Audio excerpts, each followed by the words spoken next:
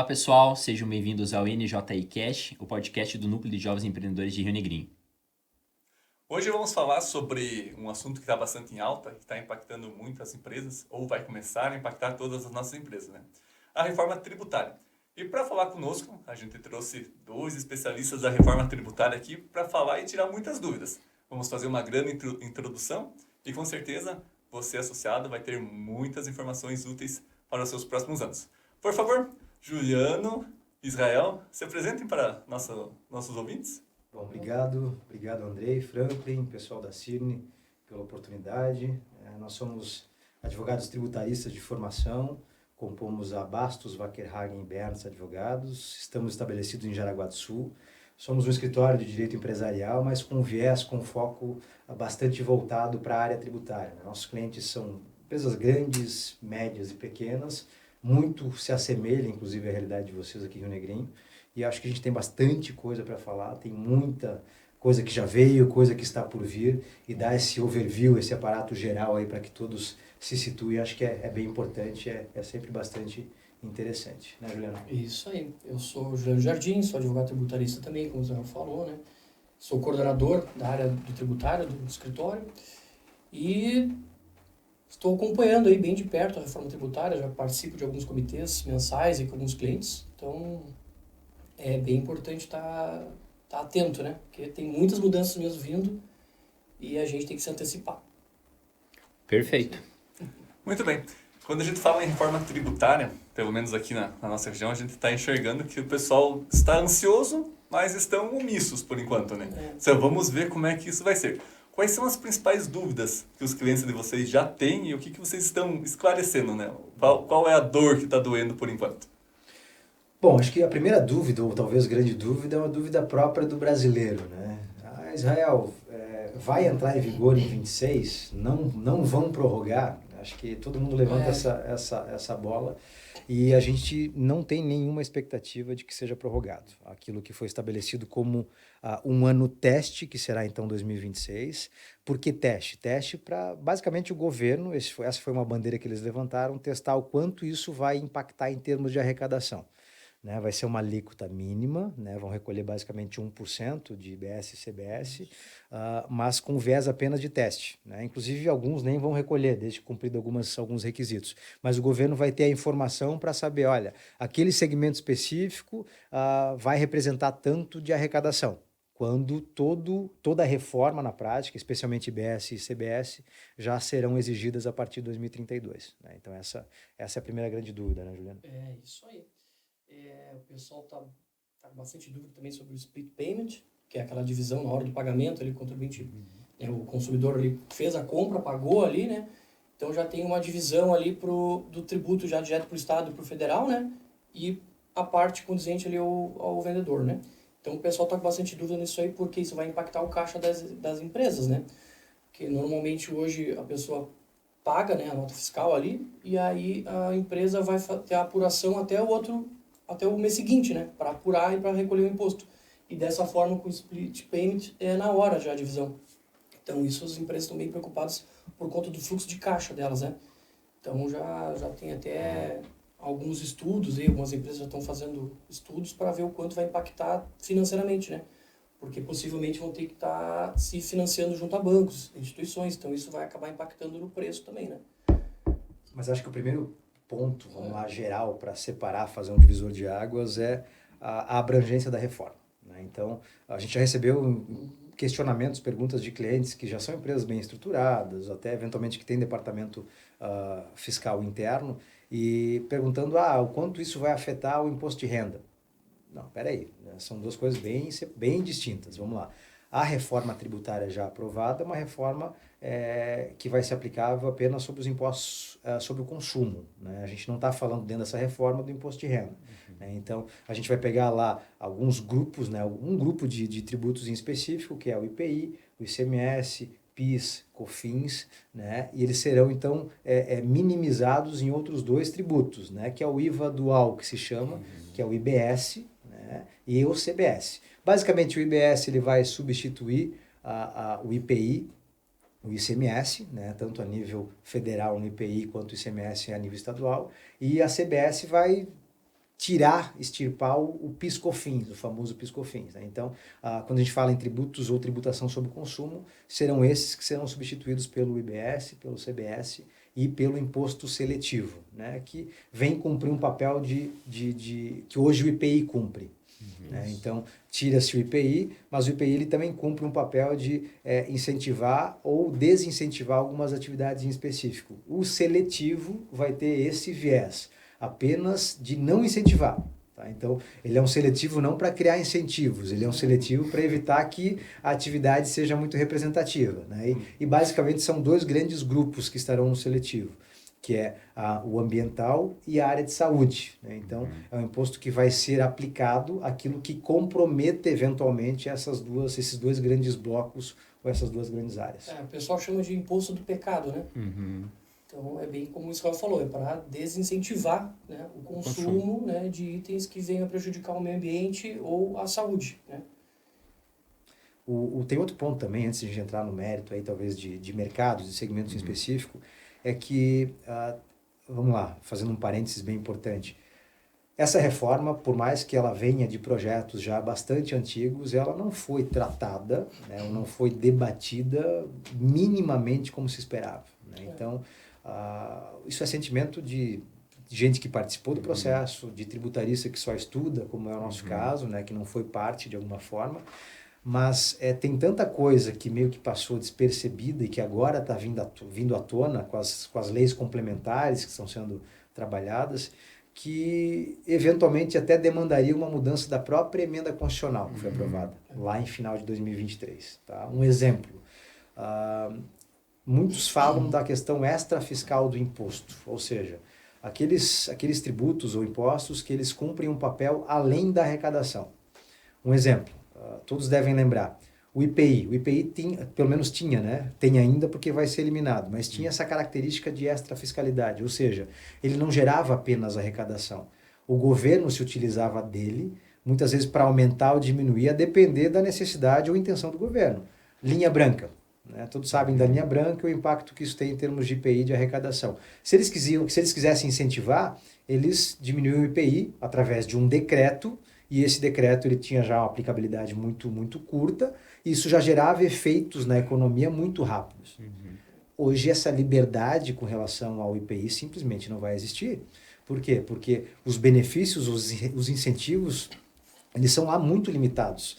O governo não vai ter essa flexibilidade para aplicar coisas, seja na linha branca, seja nos veículos, né, automotores. Né? Ele vai perder muito terreno nesse aspecto. Ele ganha em outros, naturalmente. A questão de centralizar o poder na União é um grande fator. Né? Então, tu imaginas, vou ter o comitê gestor que vai regular as questões de IBS, mas a União está tendo muito mais poder em comparação ao que tem hoje com relação ao ICMS. Sim. Isso, inclusive, gerou debate sobre o aspecto de ferir uma cláusula pétrea da Constituição, ou seja, algo que não pudesse ser modificado através de emenda, né? Que é a questão do federalismo. Né? Peraí, se o ICMS, que é o imposto em larguíssima escala, que representa a maior arrecadação, vai ser eliminado e vem um IBS, em que basicamente a União, né, vai até arrecadar para depois repassar, será que isso não fere o princípio do federalismo?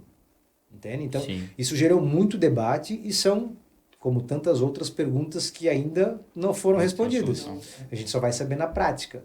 Né? Mas é um contexto, o nosso sentimento, eu acho que é geral, é de que vai ser muita tentativa e erro. Sabe? Eles estão trabalhando, para vocês terem uma ideia, né? Já está dando um pouquinho mais de contexto legislativo. Eles aprovaram uma emenda constitucional, que foi a 132 de dezembro de 2023. Em janeiro agora veio a primeira lei complementar, tá? 124, né? Sempre confundo essa. 214, desculpa. Que regulamenta a questão, ou complementa a questão de IBS e CBS, mas tem outras 4, 5, 6 por virem, que ainda não foram promulgadas.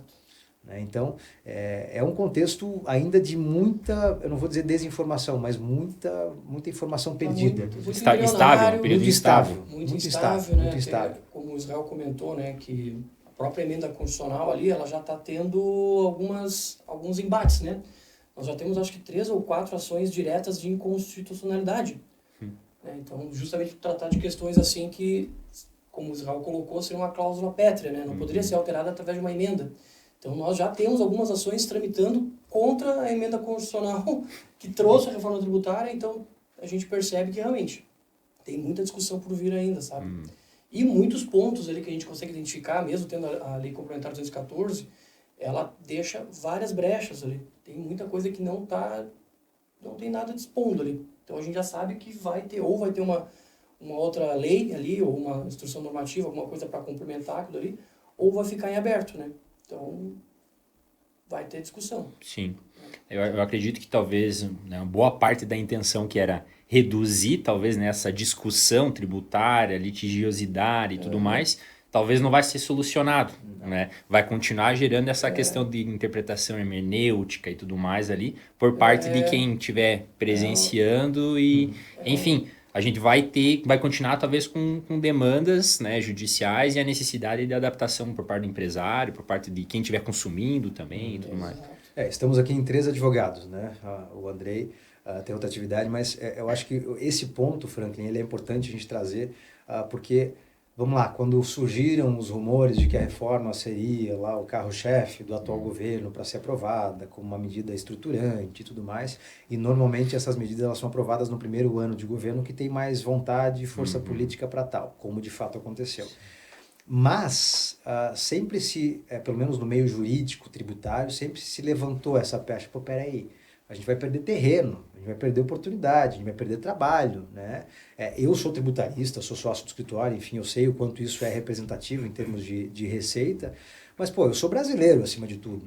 O que eu mais gostaria era que a gente tivesse uma reforma efetiva, que entregasse resultado, que melhorasse a atividade econômica, né, que gerasse oportunidade, não para nós, né, mas para todos, em geral, porque a gente sabe quanto se gasta com isso. E não estou falando apenas de honorários, estou falando de coisas que vão muito além disso, né? E esse era o sentimento. À medida que as coisas foram avançando, né, e que essa reforma foi aprovada, da forma que é aprovada, tu já tens uma outra realidade, sabe? A gente já fala em tese.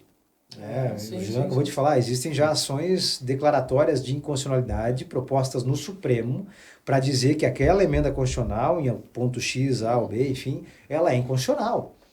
Sabe? Então isso já é a primeira leitura. Sim. Pelo contrário, não vai acontecer. Tá? Já nasce com problemas estruturais. Isso também é resultado de quê? Se pegou uma reforma original que tinha um projeto pensado, né, debatido em alguma medida, e aí cai nas casas legislativas, nas 2 casas lá do Congresso, e vão juntando os penduricalhos, né? Um grupo lobista levanta uma bandeira, consegue, né, incluir aquela emenda, e assim vai. Então, o que nós temos aprovado é algo muito diferente do projeto inicial. Entende? Então, e outro ponto que eu acho que é bem importante a gente mencionar, que vai afetar serviço, vai afetar o teu serviço nosso, vai afetar empresas do Simples, que em tese não estão abrangidas pela reforma e que devem continuar com o regime simplificado ativo, porque também é uma previsão constitucional, é a questão do crédito. Tá? Então, assim, vamos trazer um pouquinho mais de histórico, né? O crédito é o princípio da não cumulatividade. O que eu paguei de imposto na etapa anterior, em tese, eu devo ou deveria compensar todo, né, para não aumentar a minha carga. Eu pagar apenas aquilo sobre o que eu agreguei ao produto. O ICMS, depois que veio a Constituição Federal de 88, teve uma lei complementar, que é a Lei Candir, 87, que regulamentou o ICMS, né? Lá tem uma previsão com relação ao crédito de ICMS. E aí eu me reporto, naquela época eu tinha só 2 anos, mas foi uma promessa legislativa para os contribuintes, de olha, o ICMS será um crédito financeiro e não um crédito físico. O que significa isso? Crédito financeiro, tudo que eu paguei na etapa anterior, que de fato eu paguei, por isso o nome financeiro, vai me gerar crédito. Até hoje, ele não é crédito financeiro. Até hoje. Toda vez que tem um prazo lá, a lei estabeleceu, daqui, não lembro se era original 4 anos ou 5, daqui 4 anos vai entrar o crédito financeiro. Toda vez antes de entrar, aprova-se uma lei para postergar o crédito financeiro. Então a gente tem um crédito, esse é só um exemplo, tá? Um crédito em termos de ICMS altamente restritivo. O que me gera crédito? Eu vendendo mercadoria, circulando mercadoria. Só aquilo que agregar ao produto que eu fabrico, que tenha contato direto com o produto. Altamente restritivo. né? Então, isso é o princípio da não cumulatividade, que esta agora reforma teve uma grande bandeira de colocar fim, de extirpar. E não vai acontecer. Sabe por quê? A primeira coisa, tem que ser um crédito em que quem está na etapa anterior tenha pago o imposto, liquidado o imposto. Então, se eu comprei de alguém, de um fornecedor, que não pagou o IBS e a CBS, eu não posso tomar o crédito. Joga um terceiro ainda a possibilidade. Então, olha o efeito em termos de mercado. A gente vai viver, gente, isso, o nosso sentimento é uma reorganização, se é que o nome correto é esse, das relações econômicas, de trabalho também, que a gente nunca viveu. E são efeitos econômicos que nós não temos como mapear ou mensurar, porque, de novo, a gente não tem nem noção do que está por vir. E aí eu vou entrar no mérito da empresa do Simples. A reforma, ela permitiu a emenda que quem está no Simples pode optar pelo IBS-CBS. Não recolher a alíquota, né, que estão agregadas lá na alíquota global do Simples e ser um contribuinte do IBS-CBS. Por quê? Porque quem está comprando, por exemplo, teu cliente, Franklin, teu cliente vai lá, toma os teus serviços jurídicos, né? Certo. Tua empresa eventualmente está no Simples, não sei se está, mas que esteja no Simples. Tu tens lá, tu pagas dentro dessa alíquota um percentual do ICMS, Sim. né, e do ISS, municipal, eu falei, não falei do ISS, né, mas também vai ser extinto. Tu podes daqui em diante, né, quando ela ser exigível, recolher o teu IBS e CBS por fora. Tu não pagar dentro da alíquota global e tu ser um contribuinte. Ou seja, tudo que eu tomei, né, tudo que eu paguei, que me gerou crédito, eu posso compensar no IBS. O teu cliente, a empresa, a indústria que vai ser contribuinte do IBS e da CBS, vai possivelmente exigir isso. Entendeu? Por quê? Porque ele quer que a tua atividade gere crédito para ele. Sim. Tá? E aí, qual vai ser? O que é mais econômico? O que não é? Sim. Qual que é o nível de burocracia que isso vai exigir? Né? Qual que é o efeito tributário? Quanto mais de imposto eu vou pagar? Isso vai forçar as empresas a Recalcular. realmente fazer um planejamento e ver o que vai ser mais... onde vão ganhar mais, né? E com certeza essa questão de passar os créditos é importantíssima, né? Então até tem alguns planejamentos já para dentro da empresa mesmo, né? De repente cindir as atividades, acabar comprando o serviço dela mesma, né? Então tem algumas situações aí que com certeza vão impactar, né? Então, gerando crédito, né? Acho que isso é o grande norte, acho que da reforma tributária, né? É as empresas tentarem o que vai gerar crédito, né? Não só pensar nas alíquotas gerais ali e tudo mais, mas uma das grandes preocupações que eu vejo é isso aí, do gerar crédito, né? Quem vai passar crédito? E é por isso que afeta o Simples também. É por isso que quando a gente fala, vamos, sei lá, pensar no universo da Cirne, né? Que talvez tenha muito associados que são optantes do Simples. Não vai me afetar. Não vai me afetar, vírgula. Vai me afetar. Tá? E o que a gente está antevendo é justamente isso. É uma corrida para o crédito. O mercado vai se moldar em função disso. Provavelmente. Né? Não quer dizer que realmente vai, mas é bem provável que sim.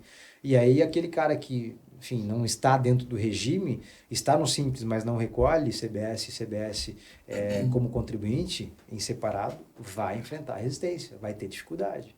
Ou até o próprio cliente vai exigir, olha, só vou continuar comprando, tomando os teus serviços, se tu fores contribuinte de IBS e CBS. Tem esse caso dos créditos, tem digamos assim, uma situação que às vezes as pessoas não se atentam, né? Às vezes, para quem está comprando um insumo ali, está no meio da cadeia, né? Vai comprar para depois agregar algum valor e revender, né? Às vezes, para essa pessoa, não é o preço final que importa tanto. Às vezes, ele até compra de algum fornecedor ali com preço um pouquinho maior, mas que passa mais crédito. Porque, entende? Então, às vezes, o preço final não é o que importa para essa pessoa que está no meio da cadeia. O que mais importa é o crédito. O quanto de crédito que ele vai conseguir tomar ali para depois abater do valor devido na saída do produto do estabelecimento dele, né? Então... Vamos trazer mais um exemplo, que eu acho que é importante, porque a gente está falando aqui de um efeito econômico, eu não vou dizer devastador, tá? Mas ele vai virar, né, as nossas relações, como falei, de cabeça para baixo. Um outro setor importantíssimo, o setor de transporte. Tem muito transportador autônomo. Simples, né, MEI. Se esse cara não pagar IBS, CBS num regime em separado, ele está morto. Ele está morto. Né? E agora tu imagina isso num setor tão importante para a economia. Né? Todos lembramos do efeito em 2018, né? No auge lá da reforma da greve dos caminhoneiros, o que passamos, né? Já faz 7 anos, mas a gente tem essa memória ainda bastante viva, né? Não estou falando, não quero assim ser não é isso, mas assim, mas eu acho que o importante, André, é esse o ponto, sabe? Assim, gente, tem que ter atenção. Quem não deu atenção, né? O seu mercado vai ser afetado em alguma medida. Não tem como não. A gente falou aqui do simples já, pela questão crédito. A gente está falando do setor de transporte, também pela questão do crédito. Tem outras situações que não são necessariamente vinculadas à empresa, à atividade econômica, mas também vão trazer mudanças. Esses dias um cliente perguntou, um cliente que tem lancha. Eu disse, Israel, fiquei sabendo que eu vou ter que pagar IPVA para minha lancha. Eu falei, vai. Dele, como assim? Tá na reforma tributária, né? Aluguel também, né? O aquático, mas antes de entrar no aluguel, o aquático, né? A propriedade automotor, aquática, terrestre e também de aviação. Vai pagar IPVA no jatinho, né? No monomotor, no helicóptero. Óbvio que a gente está falando de gente já numa condição patrimonial diferente, mas esses caras também vão ser afetados. E a gente nunca pensou que pagaria IPVA por essas propriedades, né? Porque o IPVA é tão veículo automotor. Bem né? vinculado. Ou autopropulsado, né? Então, não deixam de ser. Se tu parar para olhar, né? A acepção bem terminológica, né? A reforma compreendeu. Sabe? Então, Exato. vai pegar. Vai pegar. Eles alargaram muito a materialidade, né, da incidência. A hipótese de incidência ali da CBS e do IBS, ela foi largada em demasia, né? Então, muitas situações que antes não eram tributadas, agora passarão ou poderão passar a ser tributadas, né? Por exemplo, o próprio aluguel, né? Então, o aluguel agora, aí claro que eles deram uma limitada ali, colocaram um mínimo de receita anual ali, mas vai ter tributação do CBS e IBS também. Então, é mais um grupo de pessoas aí no Brasil que vão acabar pagando e, por consequência, vão acabar repassando isso aí no custo do aluguel, né? Sim. Então, várias situações, permuta, né? Tenho um imóvel, estou trocando por um outro imóvel, né? Sem torna, né? Não tenho, é o mesmo valor, né? Agora, pelo que está na legislação ali, mesmo sem ter uma torna, sem ter uma diferença de valor, posso passar a tributar, né? Então, o fisco está com essa possibilidade, né? Analisando, né, de uma maneira, logicamente, já seriam atingidos de maneira indireta ou até mesmo direta, mas dessa maneira, com a abrangência, talvez, da legislação, efetivamente vão ser atingidos de maneira direta. Né? Quem tinha a lancha e tudo mais, que indiretamente poderia ser atingido anteriormente à reforma, agora efetivamente vai ser. Todo aquele desejo que o fisco tinha de tributar anteriormente, que não conseguiam por causa do nosso código tributário anterior, agora eles passaram a ter força para cobrar, né? Não passaram vontade. Agora não passa mais vontade. Agora não passa vontade, Tem outras situações também, vamos lá, que acho que são importantes. A gente está aqui em Santa Catarina, que é um estado conhecido nacionalmente por dar muito incentivo, muito benefício fiscal no âmbito do ICMS. Eu tenho memórias, de certa forma, até bem vivas da nossa condição de 15 anos atrás, nossa condição enquanto setor portuário, né? Olha, vejam de 20, 25 anos de trás para cá, o quão evoluídos nós estamos, né? A estrutura que nós temos aqui é a melhor do Brasil disparada. Né? E por que isso? Porque o nosso Estado, de forma muito ágil, inteligente, ele incentivou muitas empresas que nunca recolheriam ICMS aqui em Santa Catarina, porque estavam em São Paulo, porque Norte e Nordeste, não fazia sentido estarem aqui. Eles deram incentivo para essas empresas se acomodarem aqui para fazer uso do incentivo de ICMS e depois mandarem, né, os seus produtos, as suas mercadorias lá para cima, Sudeste e Centro-Oeste, enfim. Isso tudo, em tese, né, a lei diz isso, ela vai ser eliminada a partir de 2032. Tá, então a gente já tem cliente, por exemplo, Israel, estou montando uma unidade em BH, né, lá no polo do aço, porque é a principal matéria-prima e lá também tem incentivo específico para isso. Já fiz todo o meu business plan, já tô alinhado, faz muito sentido e tal. A primeira pergunta que eu fiz para ele, tá, mas tu considerasse a reforma? Que Isso vai reforma? impactar completamente. Exato. Que reforma? Gente, é um investimento, né? Tá no teu CAPEX, ok, está, mas ok, e se daqui 2032, 2033, né? A partir de janeiro de 2033, que não tem mais incentivo, salvo raras exceções, e esse caso não vai pegar. Como é que vai ser? A tua atividade vai ser sustentável a partir disso? Provavelmente não. Tá, então o que tu economizaste, o ganho que tu tivesse nesses próximos 7, eventualmente 8 anos, mais ou menos 7 anos, vai pagar o teu investimento para justificar também? Ou já não sei. Sabe? Então, a gente tem aqui PRODEC, PROEMPREGO e uma infinidade de TTDs, tratamentos tributários diferenciados. Incentivam desde atividades de e-commerce, enfim, são várias e várias e várias. Né? Por quê? Porque nós temos esse viés de incentivo. Né? O nosso Estado é assim porque, de novo, eles foram muito articulados, inteligentes e deram incentivos quando, inclusive, nem poderiam, né? Por uma série de razões. Mas, fato é que deram e está colocado, só que vão cair. Então, eu preciso pensar num horizonte mais longo. Sim. Sabe? Isso tem que ser parte, né, da minha atividade, do meu planejamento estratégico por mais de 10 anos, naturalmente. E como é que fica a parte da arrecadação, por exemplo, de municípios, né? Parece que o prestador de serviço pouco importa, né? Mas o tomador de serviço agora que vai ficar com os valores arrecadados, né? Como é que vai implicar isso na distribuição? Visto que ele vai vir pelo CBS, aparentemente, né? Então, agora a reforma tributária realmente veio essa grande alteração aí da destinação dos impostos arrecadados, né? Hoje, né, no modelo atual, os impostos estão concentrados, na maior parte, nos estados, nas cidades, enfim, que produzem os bens, né? E agora vai mudar. Agora vai ter que fazer o cálculo do imposto devido não a partir de onde ele é feito, é a partir do consumo, para onde ele vai. Do destino. Do destino. Então, realmente, isso vai impactar bastante estados e localidades aí que produzem, que tem bastante indústria, né? É claro que para a indústria em si, ela vai ter que recolher de qualquer forma, né? Mas a arrecadação do estado, do município, vai alterar bastante. Vai alterar bastante. Então, e é para isso até que serve esse momento de transição, né? Porque hoje, assim, se tem uma ideia, né, de quantos consumidores tem, quantas pessoas produzem, quanto que seria de tributo devido ali, né?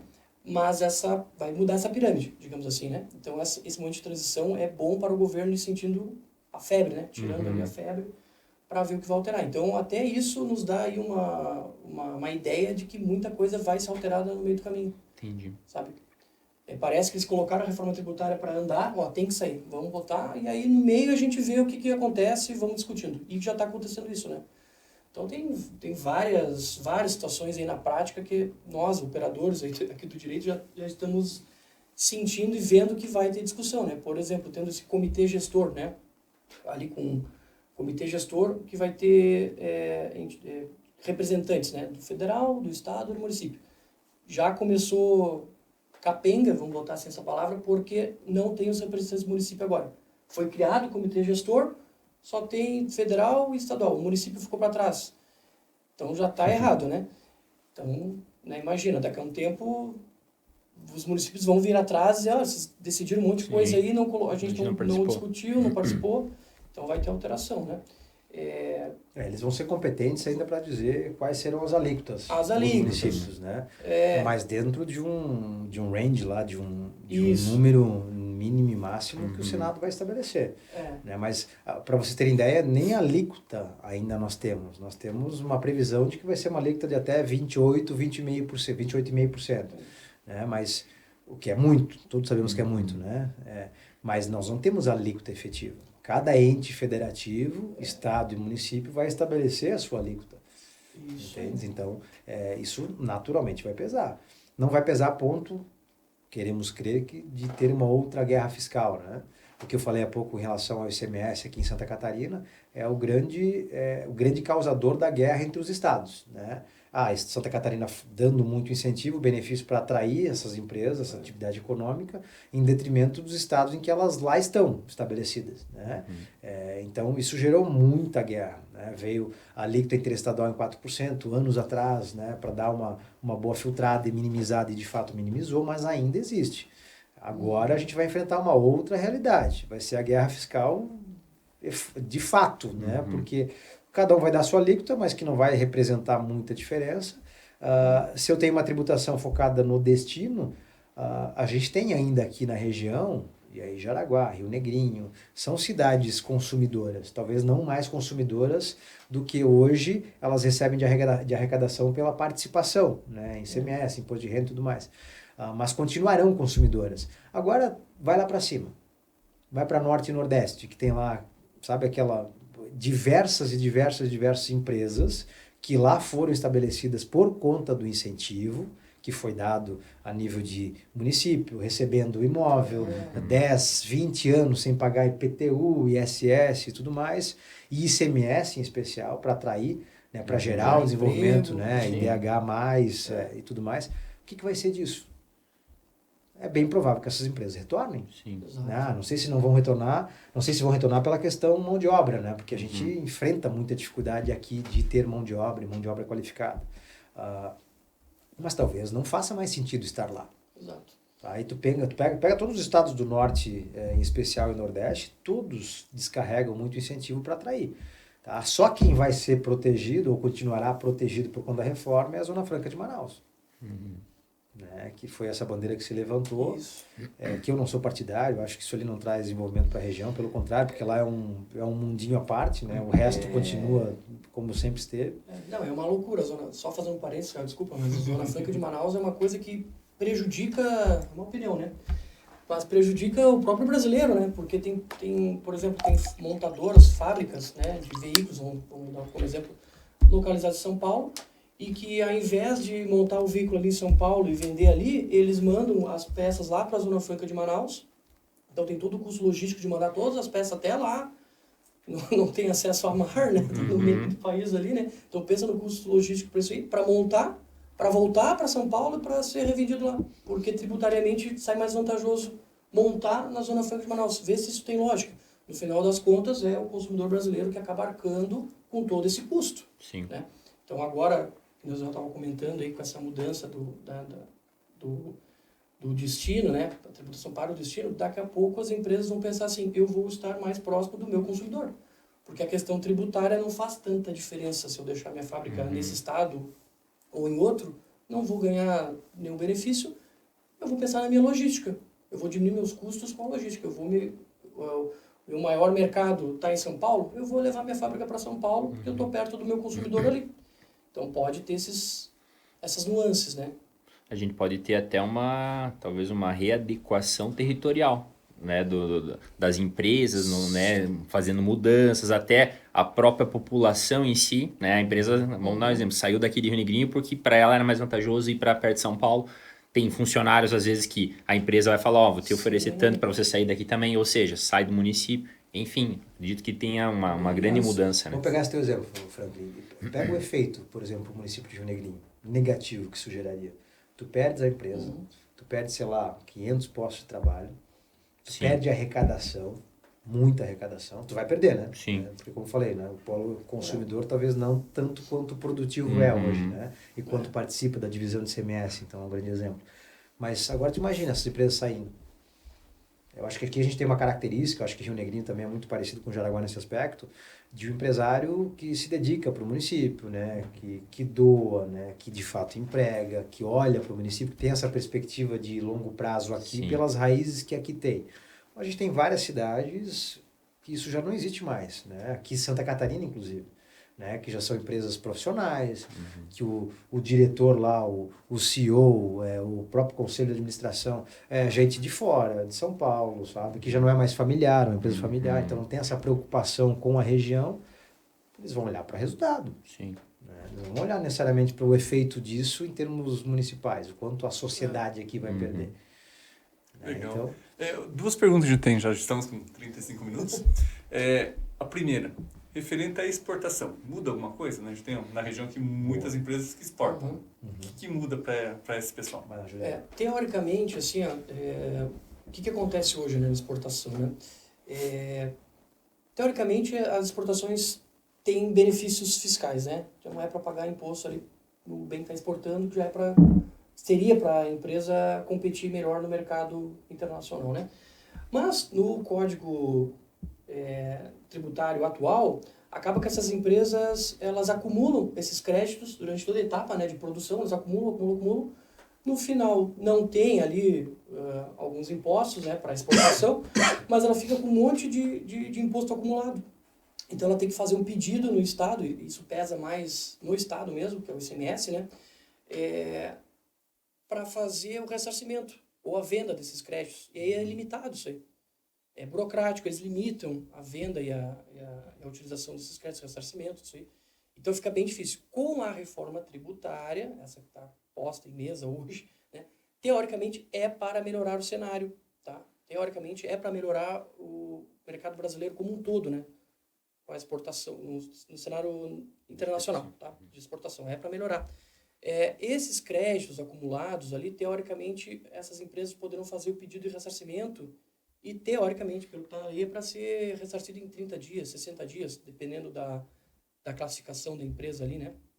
Só que, novamente, uma coisa é o que está no papel, outra coisa que a gente vai ver na realidade. Será que esse dinheiro que deveria ser ressarcido a essas empresas, daqui a pouco não vai ser utilizado para pagar um rombo, alguma coisa que o governo federal acabou fazendo e aí a empresa vai aguardar? Vai afetar fluxo de caixa, né? Tem um monte de problema, né? Mas deve melhorar. Nesse aspecto, para o exportador, deve melhorar, pelo menos como está hoje. E da mesma forma, a gente entende que para o importador também. Tá? Porque, querendo ou não, hoje nós temos lá na aduana o fiscal federal e o fiscal estadual, cada um com seu olhar, com a sua preocupação, com o seu interesse. Né? Então, quem importa mercadoria que cai lá em canal amarelo, vermelho, sabe o quanto, né, prejudicial isso é. Né? O IBS-CBS, uma vez que é uma coisa una ou deve ser única, em tese vai flexibilizar e vai minimizar, né, esses problemas de aduana, de importação e tudo mais. Né? Então, isso deve gerar benefícios positivos. Né? Isso aí, porque a base de cálculo, né, ali é para ser a mesma, né, os dois. Né? Então, pelo menos a partir do final de 2032, ali, com 2033, é para ser uma apuração única para esses dois impostos. Então, até porque, assim, vamos lá, o que muda entre ambos, IBS e CBS, é apenas alíquota e competência. Né? Mas é para ser, até os tributaristas falam em gêmeos bivitelinos, né? Não univitelinos por conta de terem essas duas particularidades que distinguem. Mas eles são idênticos, salvo essas duas exceções. Tá? Então, nesse aspecto, deve facilitar.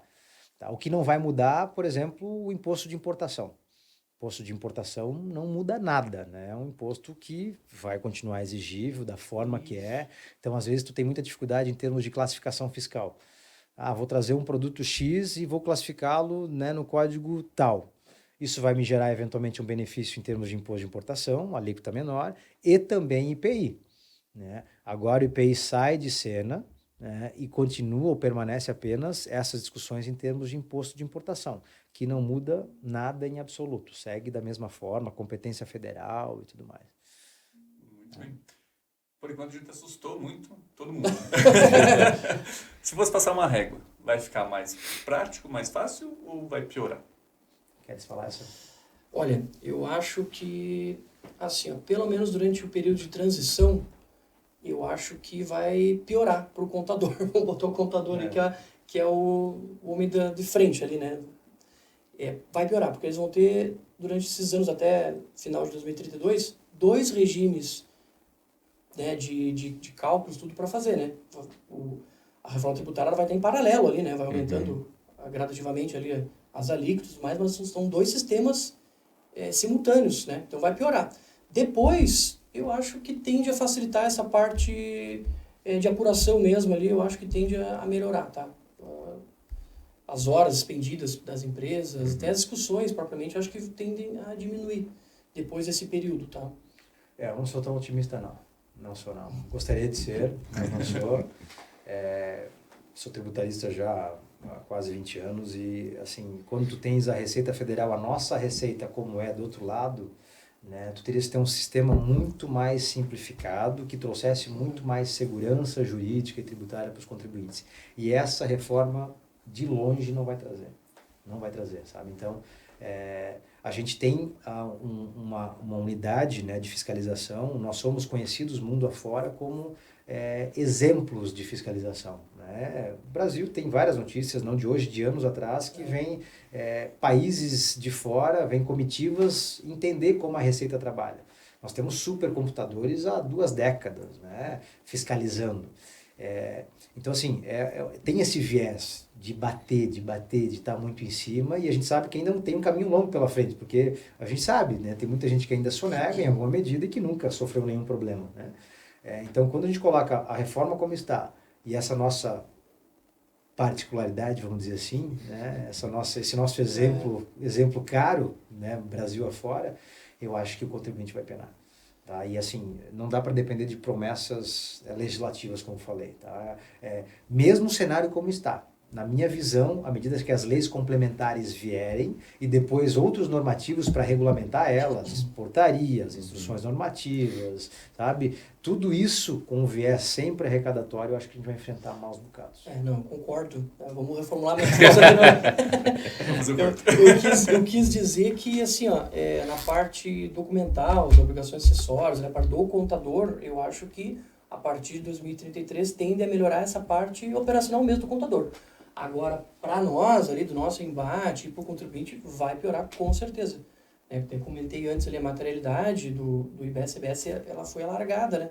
As hipóteses, o que vai acontecer no nosso mundo aqui que o fisco vai olhar e falar, isso aqui eu quero tributar. Aumentou muito. Sim. Então, o contribuinte vai estar mais sufocado agora com o fisco ainda mais em cima, né? E esse cruzamento de dados, tudo que o Israel comentou ali, que a gente tem supercomputadores há décadas já, está cada vez mais sendo, a inteligência dele está cada vez sendo refinada, né? Então, o fisco tem muita informação. Tanto é que, agora com a reforma tributária, vai ter os contribuintes que vão poder optar ali por uma declaração pré-preenchida. Como se fosse a declaração de imposto de renda, que a gente consegue pegar ali pré-preenchida, né? Porque eles já têm essas informações. Eles já têm.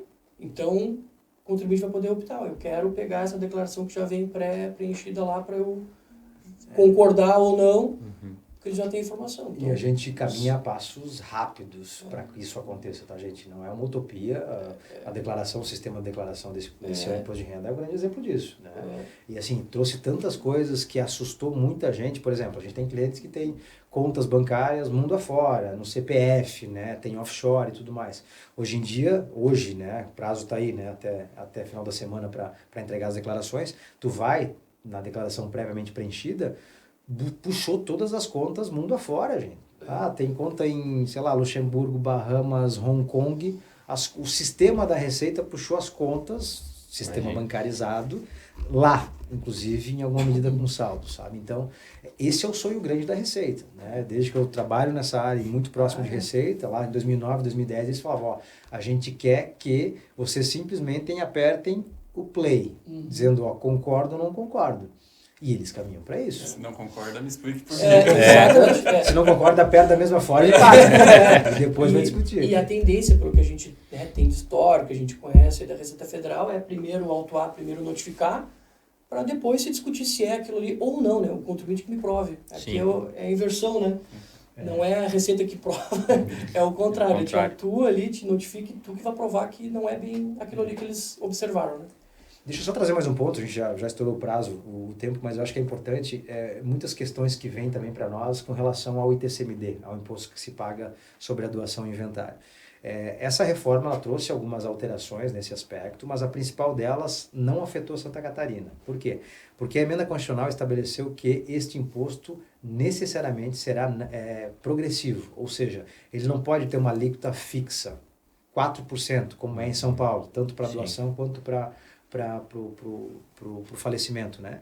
Agora ela vai ser progressiva até o máximo de 8%. Tá? Então, a gente viu muitas notícias e gente correndo para fazer planejamentos sucessórios, né? Em estados que tinham essa alíquota fixa, e baixa, né, porque 4% ainda é baixa, a gente tem uma alíquota máxima aqui em Santa Catarina de 8%, já que é o que pode se fazer, né, até 8%. Então, esses estados já estão modificando as suas leis internas, estaduais, para estabelecer a progressividade e naturalmente chegar até 8%. Tá? O que vai acontecer, né, a gente só não sabe quando, mas vai acontecer, isso já vem de um tempo, é o Senado permitir uma alíquota máxima superior a 8%. A gente está trabalhando entre 16% e 21%, tá, de ITCMD. E assim, gente, como tributarista, não é se vai, a gente só não sabe quando, Sim. mas a gente entende que será um complemento muito rápido, né, da aprovação da lei complementar em relação ao ITCMD. E aí, meu amigo, aí vai ser um Deus acuda, né, porque se já se pagar 7%, que é o nosso máximo quando é de Sim. pai para filho, já é um problema, porque a base de cálculo é valor venal, é valor de mercado, né, as empresas devem ser avaliadas aqui em Santa Catarina já não com base no patrimônio líquido, no PL, mas com base, né, nos seus ativos e passivos reavaliados, sabe? Então, se eu pegar uma administradora de bens lá que tem 10 imóveis e esses imóveis estão lançados a valores históricos, estão lá, né, contabilmente no valor de 1.000, mas que valem 10.000, Santa Catarina já pega os 10.000. Tá? Então, isso vai intensificar muito. Tá? Então, hoje talvez não tenha essa consequência, mas é fato que possivelmente vai ter em algum momento, tá? E talvez muito em breve. Muito bem. Temos episódio? Perfeito, é isso aí. Agradecemos, né, a participação dos doutores aí por nos esclarecerem pontos que são de extrema necessidade para os nossos ouvintes, para toda a população, né? Isso eu acredito que para todo brasileiro é importante de ter o conhecimento, né? Então, saímos daqui muito enobrecidos e carregados de conhecimento. Né? Então, E provocados, muito né? E provocados, exatamente. Até se quiserem deixar os contatos de vocês, redes sociais, para o pessoal entrar em contato, e quiser deixar uma mensagem final, fique à vontade. O microfone é de vocês. Fala no final. Então, quem quiser tirar dúvidas aí, precisar de algum auxílio, pode entrar em contato, acho que pelo meu e-mail mesmo, né? Passar é juliano@bastosadvogados.com.br. Juliano escreve com J mesmo, normal. Sim, a gente tem o nosso perfil corporativo, né? O nosso escritório Bastos Advogados, né? O nosso site é bastosadvogados.com.br. O meu Instagram é israel.berns, então a gente republica as matérias lá. Então, sempre que tiver alguma dúvida, enfim, quiser buscar contato por qualquer meio, a gente sempre está à disposição, sem dúvida. Isso aí. Muito bem. Agradecemos, então, você que ficou ouvindo nossa conversa, nosso conteúdo. E vamos até o próximo episódio, né, Franklin? É isso aí. Até mais, abraço. pessoal. Tchau, tchau. Tchau, obrigado.